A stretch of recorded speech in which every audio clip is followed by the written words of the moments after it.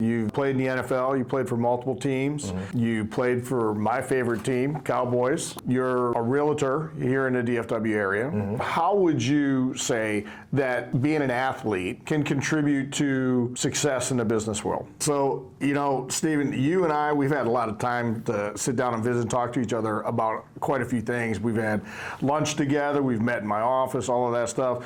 One of the things that is absolutely impressive for me is someone's background, right? Yeah. It says a lot about somebody, right? But you got one hell of a background. So, you know, tell me like where you come from, what made you do what you do now, kind of all of that stuff, all the things that Stephen Parker's about. So, well, let's start with the youth. Okay. My youth, I mean, I grew up in a military background, so it was whatever your parents say goes, you know, don't back talk, make up your bed, making sure that you're always, you know, just doing everything the right way. Well, the right way in a military background is way different than the right way probably in the average person's background. oh, I bet. So, you know, just me being so disciplined at a young age, it allowed me to grow even faster than I feel like, you know, just most normal people. So, you know, growing up, my biggest thing was going into sports. My parents said either you're going to play sports or you're going to go work.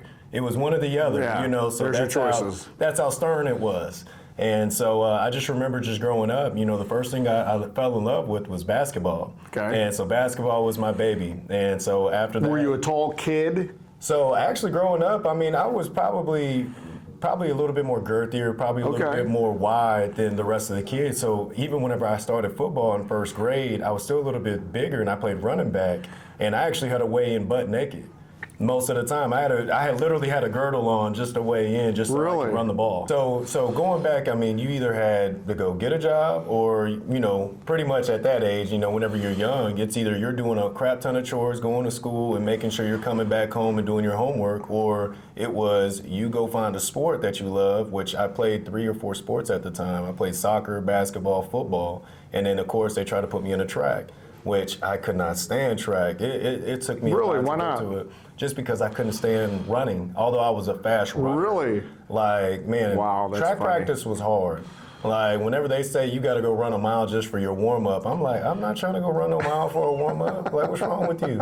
And then the first day, they tried to put me out there and go run 400s. We had like 4 to 5 400s, and they were timed. And I remember I ran that first one like my life was on the line.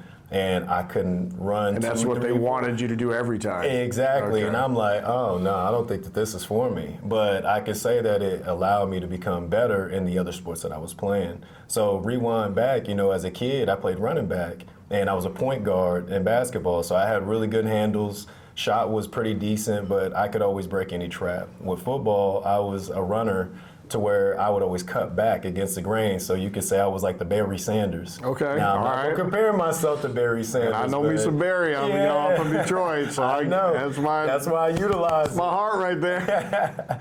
So no, just growing up, you know, just having that type of background, you know, as a military brat, it was one of those things where I knew that anything that I set my mind to, I had to go all out on it, because my dad was ex-Marine. Mom ended up becoming a colonel in the Army, but she was part-time at that time, and then she was also being TPD, so I was a bait child.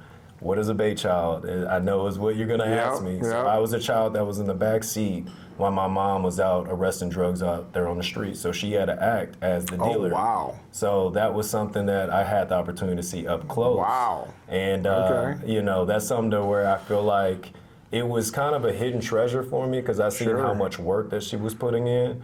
And it also allowed me to see, like, you know, peel back the layers of, like, man, like, in order to accomplish the things that you want to accomplish, you really have to set your mind to it. Well, you got to see some different lifestyles. I did. You know, and not necessarily in a good light. You know what I mean?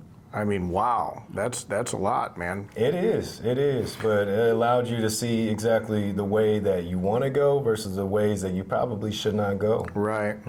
Well, the discipline that you actually grew up with probably came second nature to you, because you didn't really have a choice. Yes. So a lot of kids today, number one, they're not disciplined, right? Yeah. And because they are given that choice, so they'd rather sit there and play on their phone or do the gaming instead of go out there and play a sport and get good at athletics and things like that, right? Yeah, for sure. So for you, anything that you actually probably entered into or you didn't know any better other than to apply yourself at your highest level. Exactly. Right? And it also helps whenever you have an older brother who is pretty athletic as well. You know, you're always trying to beat up on the older brother. The older brother's beating up on you. So I feel like that was also something else that kind of gave me a little bit more drive. So as you grew up and you realized that you were extremely athletically inclined, when did you start having your aspirations of going, even the possibility, let alone dream or thought, that you were going to make it to the NFL? Well, I can let you know that it started whenever I was like 3 or 4 years old. And that was whenever I first started sports. So when I first started basketball, I was 3. Whenever I started football, I didn't play tackle football until I was a first grader, but I was playing up. I was playing second graders at that time. But I told my mom, I said, I'm going to either go to the NBA or I'm going to go to the NFL. I knew it was one of those two. But I said, I'm going to do whatever I got to do in order to get there. And they asked me, they sat me down, they said, son, do you know how hard it is to get to that position? I said, no, I don't, but I know that it's going to take a lot of work and discipline and sacrifice. And they said, well, if you're ready to, take on that job, that responsibility, then we're going to get you in everything that you possibly can in order to make that dream come true. So they had your back. They had my back. You had all of their support. They stood behind you from a very young age. Yeah, That's, a lot of families don't have that, man. That's a blessing for sure. Oh, I'm very thankful for it. I mean, because without, them putting me in that position, I don't know if I would have been here today being able to have this talk with you, saying the same things. Right. And so, that's why life is so valuable, because you just don't really know what you got until you got it. Right. But you also don't know what you got until you lose it.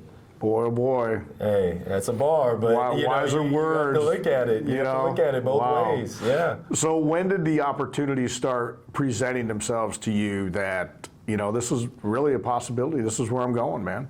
Well, I can say whenever it started, I wasn't that good that first year, but then it was up to me whether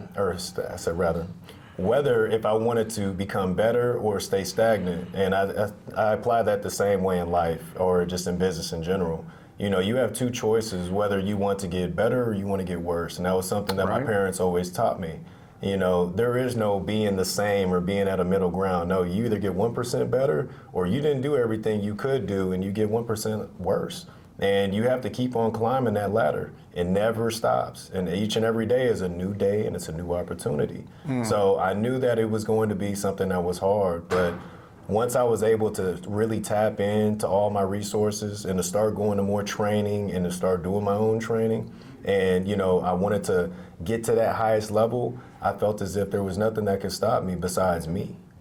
And nothing did stop you. No, not at all, not at all. Even whenever there was a roadblock, you still had to find a way in order to achieve it or get over it. So here you are now. You've played in the NFL. You played for multiple teams.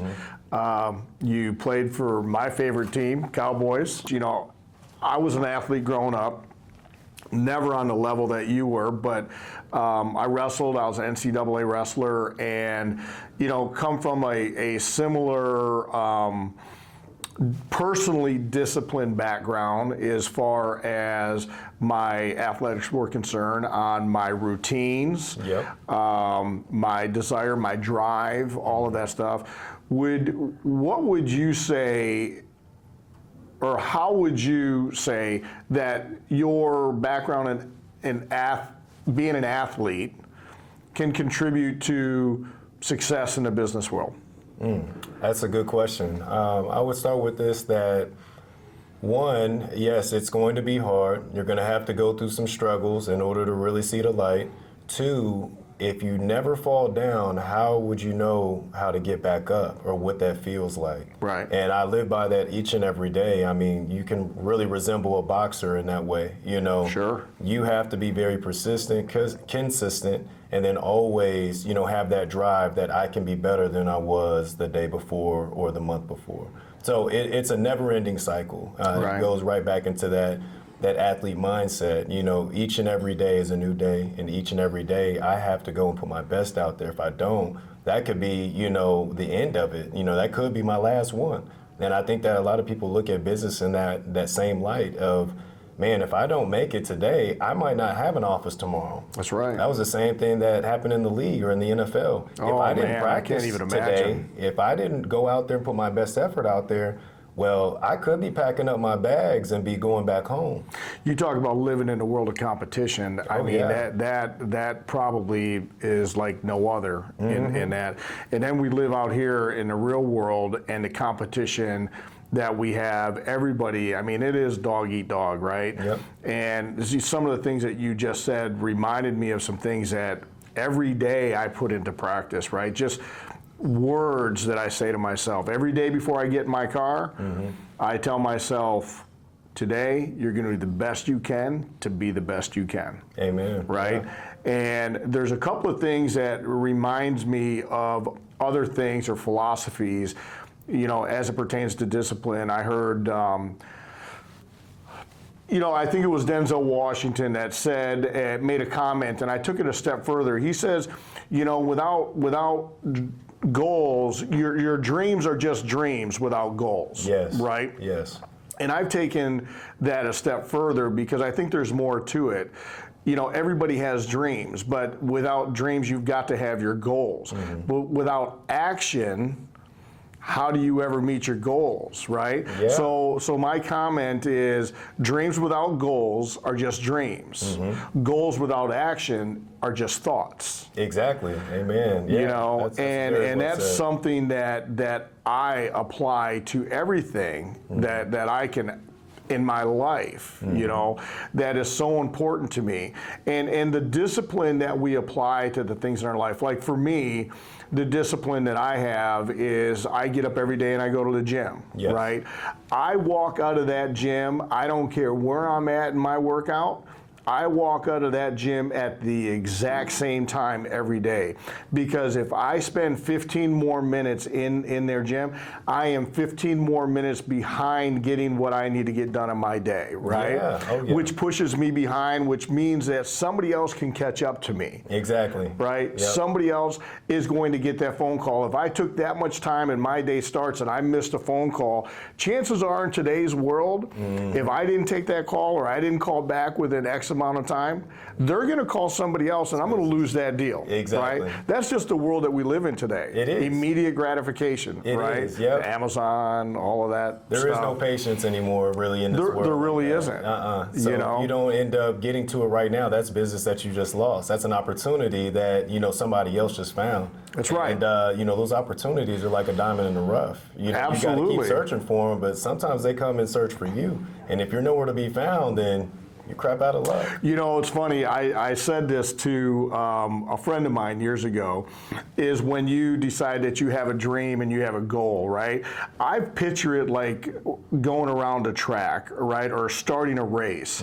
And you always hear people say, I'm chasing my dreams, right? And here's where I think that comes in at, is it's a race, right? Yep. Bam, boom, gun goes off, you both run. Here's your dream and here's you running. And then you get sidetracked and you do something else, or a bad relationship, or you've got some vice or whatever. You like to go out and party, whatever it is, right? Whatever slows you down, your dream just keeps going. Yeah, right? Yes. Yep. And you've slowed down, so then when you're done doing this, you've got to try to catch up to that, right? Yep. So you're constantly chasing your dream. So these sidetractions or distractions or whatever you want to call them that pull you away from where your dreams are and your goals are, you're never gonna catch your dream. No, ever. No, not at all. And that kind of gets back into what we've had a conversation about as far as your word for the year or word for the day.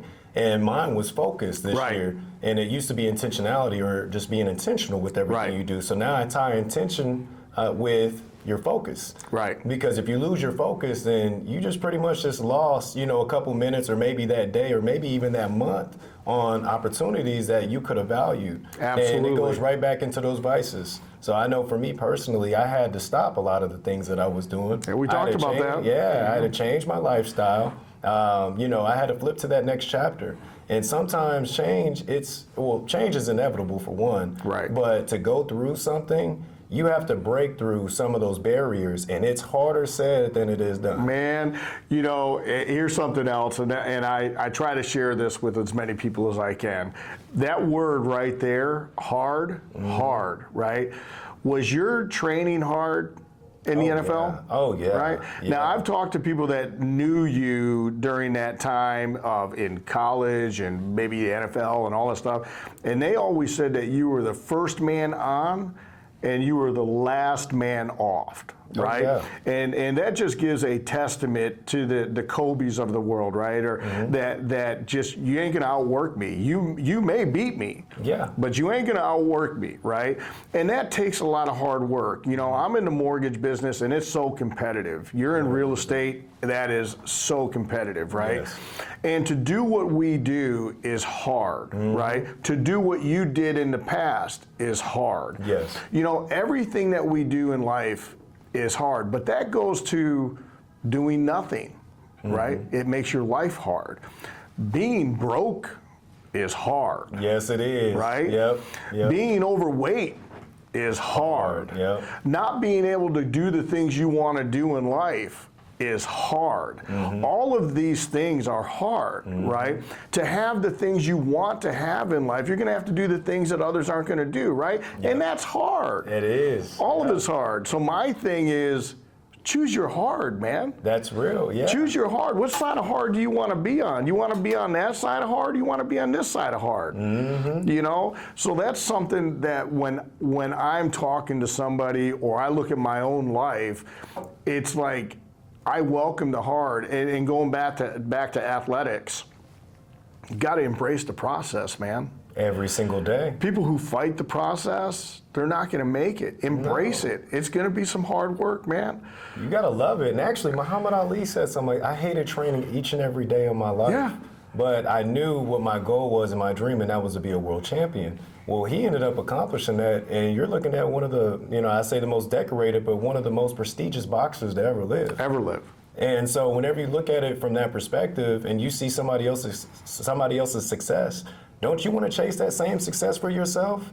I don't know about you, but I don't want to watch somebody else go and tackle their dreams, their goals, and have success. And I'm over here on the couch, being a couch potato, eating popcorn, and I'm talking about some, But it's just going to fall in your lap, man. Yeah. It's just going to fall in your lap. Don't worry, right? You ain't got to do nothing. You're entitled to it. It's going to happen because you just want it. You ain't got to work for it. Exactly. And it's like, man, I wish it was that easy. Yeah. You let me know any athlete who has gotten there that is that easy, or any actor, or, just anybody that has made it to the highest of highest. You let me know exactly if they just sat there on their butt 24/7 and made it work. Well, I'll tell you one thing they're not going to tell you, that there was an elevator all the way to the top. Yeah. I bet you every one of them had to take the stairs. Every one of them. And they had to probably fall down a couple of those stairs in order to get right back up again. That's just right. to keep on moving. Man, oh man. What would be your idea, what would be your advice on building a team? How important is it to build the right team? And I'm going to chime in when you give me some pointers on what you think.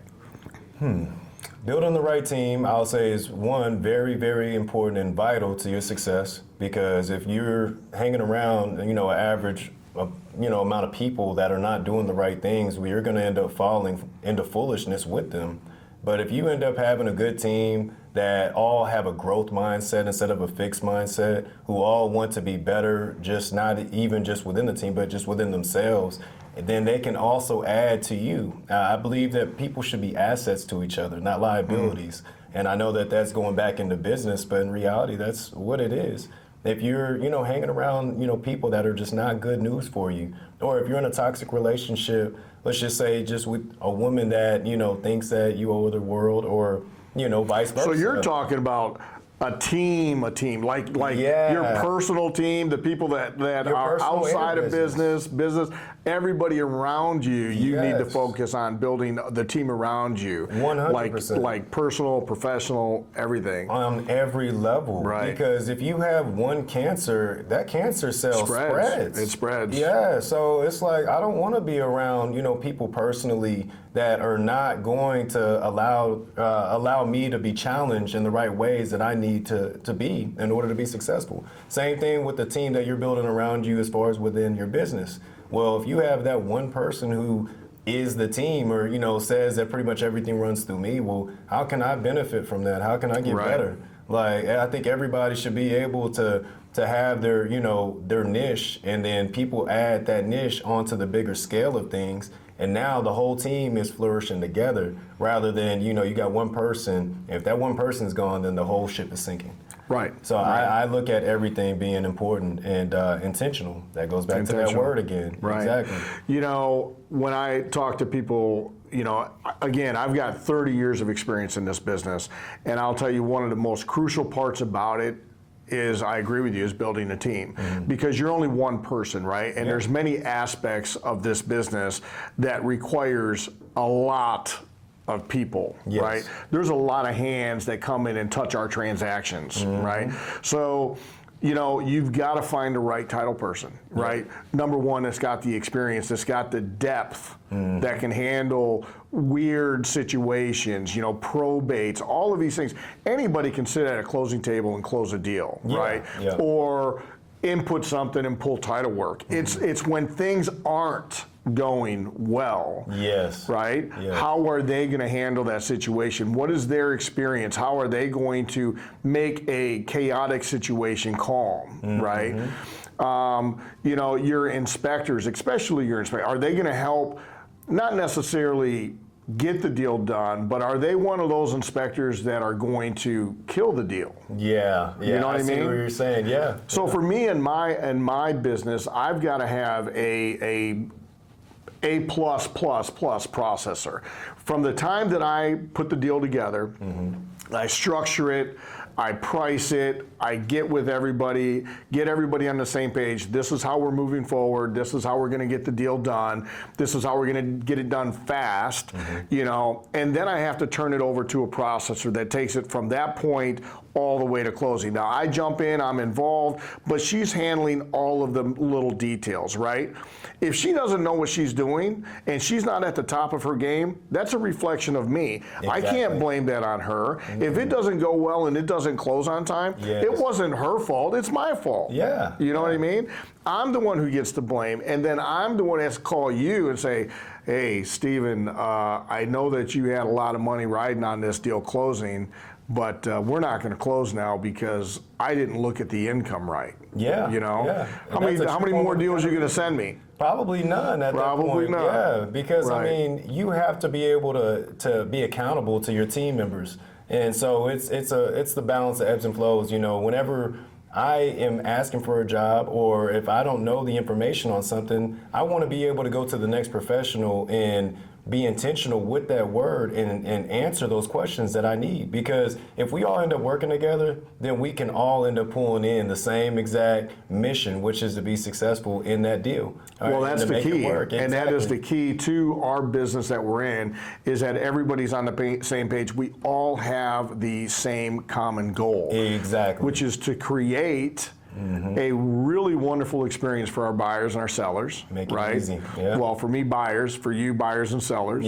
Right? Make it easy, or at least make it feel easy for them. It's never easy on our stuff. There's a lot of stuff that we go through that people never even know about, right? Because we want to educate them. We don't want to just say, here's the deal, we got it done for you. I think that, that's one of the best things that you can have about real estate is, how does this help me out, financially, as far as the wealth, side is going? How does this help me out, for a first-time home buyer, home seller? Where does this help me out as far as taxes? So whenever you can start breaking it down little by little, I think that it makes it a little bit more intentional, to where now their focus is like, oh, I know how I can move this. I know how I can get this. Well, I think you touched on something that doesn't get touched on very often at all, is everybody that becomes a first-time home buyer they're a home buyer. They still haven't sold. Yeah. They're still yet to be a first-time home seller. Exactly. Right? Yeah. So they don't have any experience in selling and what that transaction looks like and what it entails, right?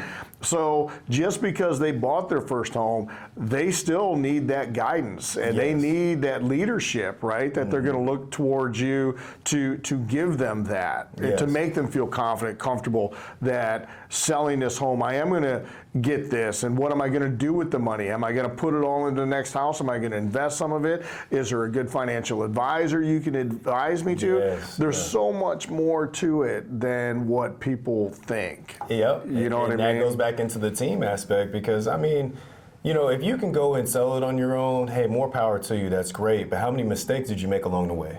And so if you're making all those mistakes, it's going to be hard for you to really, you know, get your money back or, you know, to be able to use that equity, like you said, in the correct way to where now it's benefiting, you know, myself, but it's also benefiting my family. And I think too many times we just think back on ourselves rather than the whole bigger aspect of who it is affecting.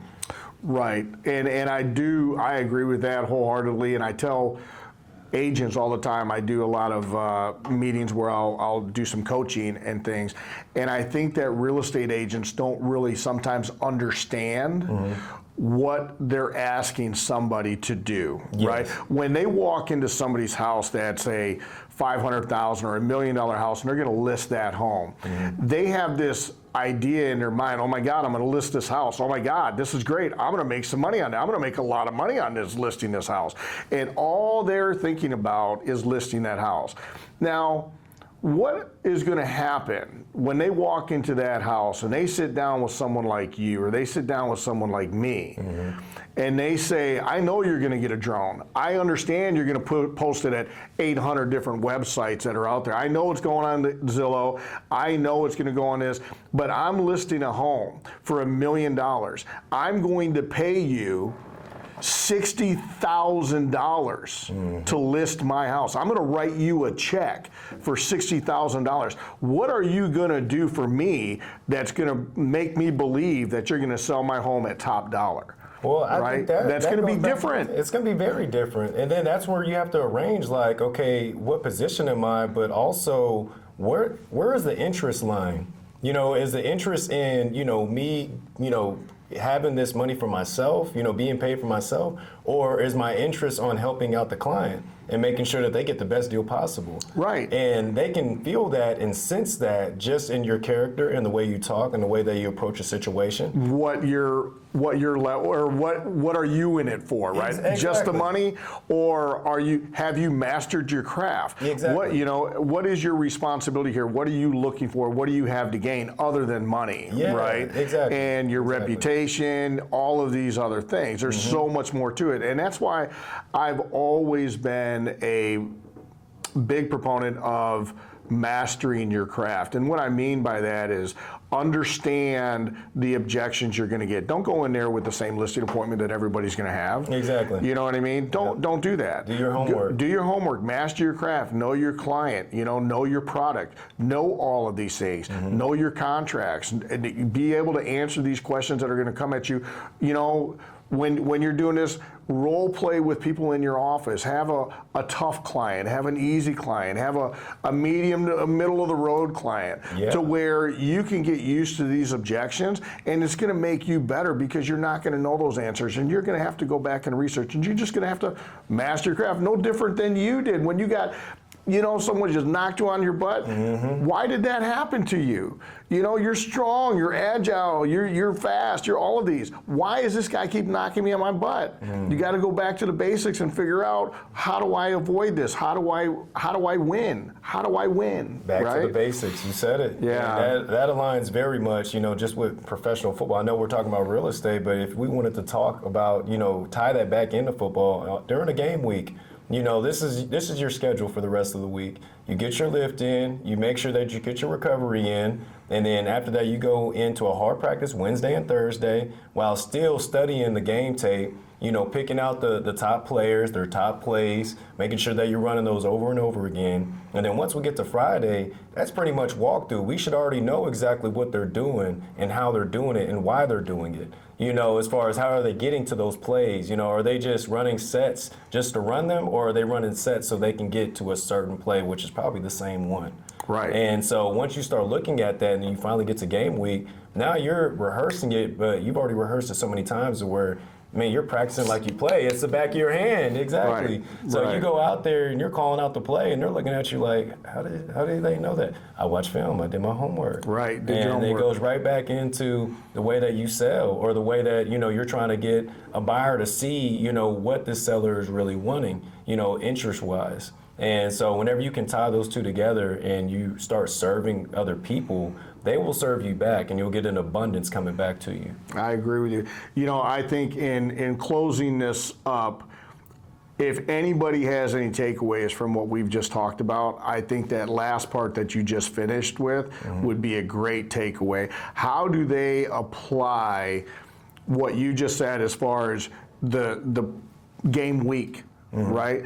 As a real estate agent or as a mortgage professional, how do you go into your job, right, and master your craft and be ready for what's for the client, for all of these things? And I think if somebody's watching this, they can take that and they can apply what you've just said and how does it apply to them, and actually come up with a little bit of a discipline routine for themselves, especially if they get the phone call and they've got a listing appointment, or they know they're going to deal with $1 million client where they can do these things. So, Steve, I just want to thank you so much for taking the time and visiting with me. I am grateful for that, man. You are just a wealth of knowledge and history, and it just excites me every time that I talk with you, man. I really appreciate it. It's likewise over here. Just any time that we step in front of each other, we're in the same room, I always get this vibrant energy that is contagious, and I'm like, man, this is the type of guy who I want to work with. So man, I just want to say thank you. I take that as a compliment. Thank you. It's a great compliment, brother, because there's a lot of people that are lost out here, but you seem like you were found, and I know that I'm trying to be around people that are found. I appreciate that. If you guys heard anything you like here, please like us, share us, follow us on YouTube. I would really appreciate it. Thank you very much. Have a good day. God bless.